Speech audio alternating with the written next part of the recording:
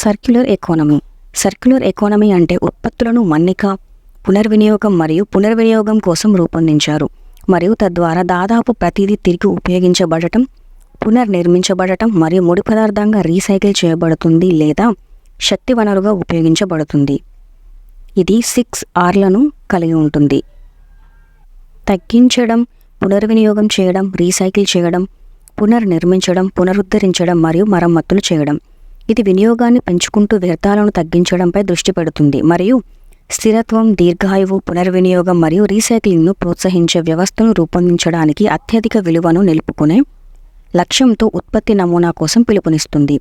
భారతదేశం ఎల్లప్పుడూ రీసైక్లింగ్ మరియు పునర్వినియోగ సంస్కృతిని కలిగి ఉన్నప్పటికీ, దాని వేగవంతమైన ఆర్థిక వృద్ధి, పెరుగుతున్న జనాభా, వాతావరణ మార్పుల ప్రభావం మరియు పెరుగుతున్న పర్యావరణ కాలుష్యం వృత్తాకార ఆర్థిక వ్యవస్థను స్వీకరించడం ఇప్పుడు మరింత అత్యవసరం.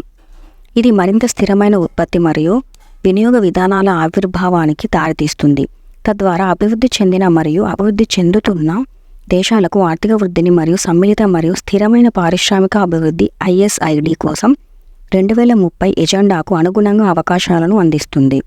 జర్మనీ మరియు జపాన్ దాని ఆర్థిక వ్యవస్థను పునర్వ్యవస్థీకరించడానికి ఒక బైండింగ్ సూత్రంగా ఉపయోగించాయి, అయితే చైనా కూడా దానిపై ఒక చట్టాన్ని కలిగి ఉంది: సర్క్యులర్ ఎకానమీ ప్రమోషన్ లా.